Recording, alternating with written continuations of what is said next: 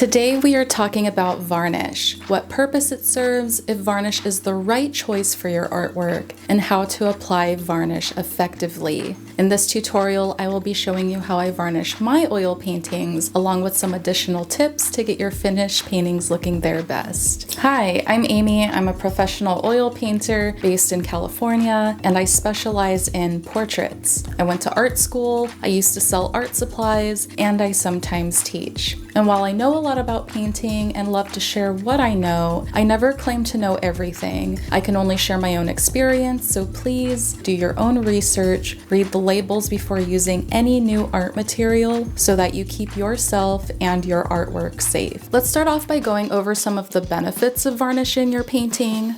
Varnish serves two main purposes. It provides a uniform finish to the surface of your painting while also adding a barrier of protection. Varnish can bring the colors in the painting together visually by providing a consistent finish throughout the entire piece. This helps emphasize the color vibrancy while also deepening the darker values of the composition. Varnish can also protect a painting from moisture, dust, pollution, and sometimes UV rays. This of course depends on the type of varnish you decide to use. Gamvar, the varnish I'm using today, does not provide UV protection, but because I use paints with light fast pigments, most artist and professional grades do, this isn't really an issue. I specifically use a removable varnish so that if the painting needs some future restoration, the varnish can be removed and replaced without damaging the artwork. Note that some varnishes are not removable, so double check the label if this matters to you.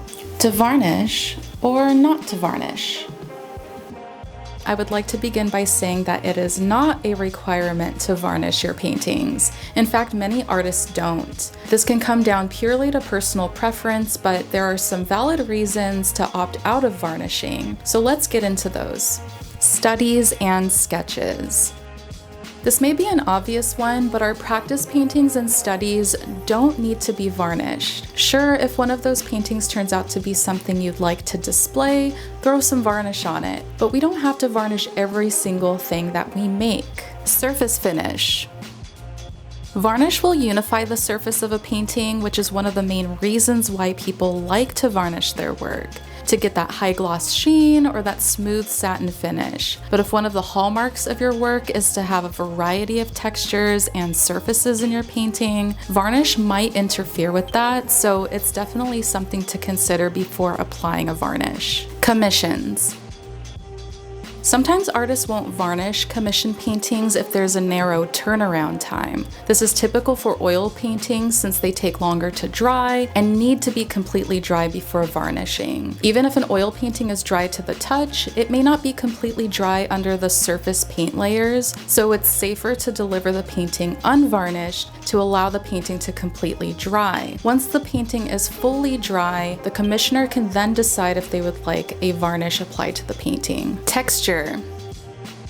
Varnish has to be applied in thin coats, so for paintings that have lots of texture and deep pockets where varnish could easily pull up, regular picture varnish may not be the best option. You may want to opt for something like a spray varnish or a specialized framing method to preserve artworks with lots of texture. Mixed media. Another reason why an artist may choose not to varnish is because their painting may contain other mediums like pastel, charcoal, graphite that could smear or reactivate during varnish application. There are of course other ways to preserve artworks like this with specialized varnishes, fixatives, and framing, but for today we will be sticking to regular old picture varnish. Today I'm using Gamvar by Gamblin. This is not a sponsored video, it's just been my tried and true varnish for over a decade now. It's suitable for both oil and acrylic paintings. It's available in matte, satin, and gloss finishes, and you can even mix those varieties together to achieve your desired level of sheen. If you would like to learn more about this product, I suggest visiting Gamblin's website to learn more about their varnishes. I'll leave a link in the description below. Okay, let's varnish a painting.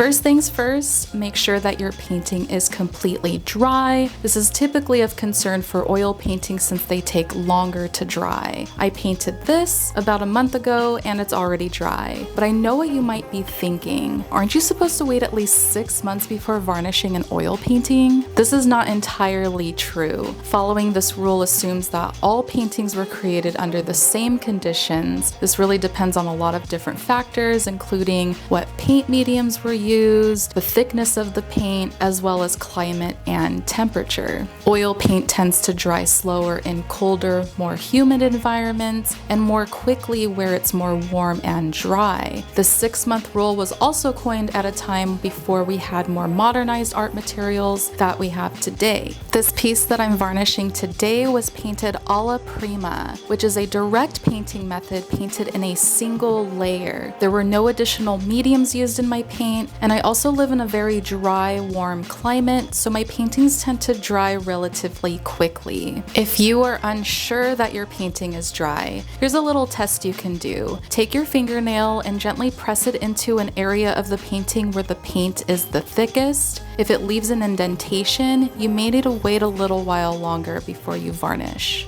Safety.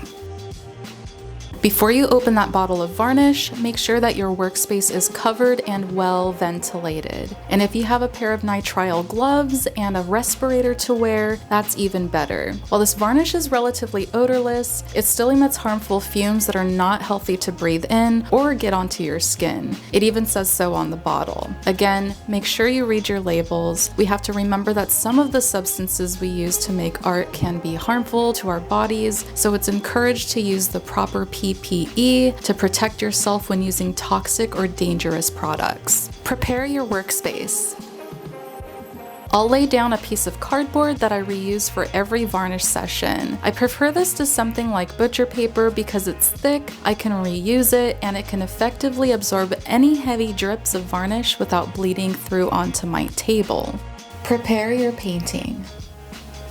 I prepare my paintings for varnish by examining the surface of the painting for any dust and dirt. I then take a piece of painter's tape, loop it around my fingers, and gently roll it along the surface of the painting, removing any bit of dust and dirt or the occasional cat hair. I sometimes take long strips of tape and go over any larger areas, and if you have a stubborn piece of crud that just won't lift up with the tape, you could use a sewing pin to carefully pry it up with that. Then I find a way to secure my painting. For my panels, I rest them on the back of a box or a small container with a bit of painter's tape. That way I can easily handle the painting while I'm applying the varnish. For paintings on canvas, I find an object that's slightly larger than the inside frame, but doesn't exceed the size of the canvas. This container is actually the perfect size, and you can see that the stretcher bars rest on the object, not the exposed canvas, which would cause it to warp. Then I'll secure the canvas to the object with a bit of painter's tape. And if you're feeling a bit daring like me sometimes, you can just hold your painting while you varnish it. Since these canvases are so small, I'll sometimes hold them by bracing my fingers against the inner frame and hold it that way while varnishing. But I wouldn't necessarily recommend it because your hand could start to cramp up and potentially cause you to drop your painting, which has totally never happened to me.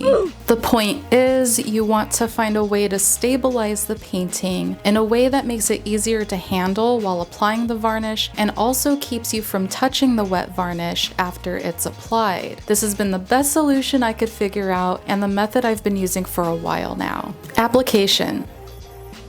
Once my work area is covered, I take a small dish, line it with a square of aluminum foil for easy cleanup, and pour a bit of varnish in. And here's a little tip. If your varnish bottle has a seal on it, instead of removing it, poke a small hole at the top. It makes it easier to dispense a small amount of varnish at a time without making a mess. There are lots of ways to apply varnish. I personally like to use a sponge brush. I feel like I have a lot more control over the amount of varnish I'm applying while also getting a nice even application. I also like them because they're really easy to clean. With my gloves on still, I'll just take a a bit of soap and water and squeeze the sponge until it's cleaned and rinsed thoroughly. But you could use a brush with bristles, a lint-free rag, sponge rollers, etc., just as long as you do not pour your varnish directly onto your painting. Never pour your varnish. Okay, let's pause for a second. I know that pouring varnish on a painting can be very satisfying to watch. Believe me, I used to do this too, but with this method, you risk running into some problems once the varnish starts to dry. Varnish is meant to be applied in very thin layers so that each layer can completely dry before applying the next one. When varnish is poured directly onto the painting, it can be easy to apply too much at once, resulting in puddling, wasted varnish of course, and a tacky surface that never completely dries. When varnish is applied too thick, it can cause the top layer of varnish to dry first, trapping wet varnish underneath, and you're left with a tacky and sometimes cloudy surface. When people pour varnish onto a painting, I think there's this sort of desire to enrobe their painting in a thick, glossy coat of varnish, which you won't be able to achieve with just regular picture varnish. If this is the type of finish you're looking for, I recommend looking into resins, specifically archival resins intended for artwork like art resin, that could provide you with a high gloss lacquer-like coating. The clip here is from Art Resin's website, again not sponsored, and they have great tutorials on there about how to use their products. Okay, now that that's covered, let's get back to varnishing. Instead, dip your brush into the dish. I will saturate the tip of the sponge and press it into the side of the dish to expel any excess varnish and apply a thin coat to the entire painting. There's no particular way I brush this on, I just make sure that I'm applying an even coat. I'll even go back over with the side of the sponge to pick up any extra varnish just to make sure that I'm getting a nice thin layer. If I feel like I've applied too much, I'll even take a second clean sponge brush to absorb any excess varnish. Now I could of course just keep the painting attached to this container while it dries, but I need to use the container to varnish a couple more paintings. So for these small paintings, I will very carefully detach them from the container and place them on these little wire racks to keep them elevated while they dry. I found these small wire racks at the dollar store, I believe in the baking aisle. If you don't have anything like this and you have a bunch of paintings to varnish, you'll probably be fine just laying them on a flat surface that's covered with some parchment or wax paper. Allow each coat to dry before applying the next one. You shouldn't need more than 2 or 3 layers, and that's really all there is to it. But as promised, I do have a few additional tips for you. I try to varnish in batches if I can. This just helps streamline the process for me, especially when I have a handful of small to medium-sized paintings that need varnishing. I'd rather varnish them all at once to make things easier and to save myself a little bit of time. Placing a box over your painting while the varnish dries is a great way to keep dust and hair from settling onto the surface. Just make sure the box is wide and deep enough for your painting, with about 1 centimeter to 1 inch of space around it so that it can dry comfortably. Include a label on the back of your painting noting the surface, medium, and varnish used, just in case a conservator needs to restore the artwork in the future. That way, they can accurately match the materials you used originally should it need any repair. Has this video helped you feel more confident with varnishing your paintings? Let me know in the comments. And if you like, feel free to share any varnishing tips of your own. If you'd like to stay up to date with my art, you can follow me on Instagram and Twitch for the occasional live painting streams. Until then, thanks for watching, and I'll see you next time.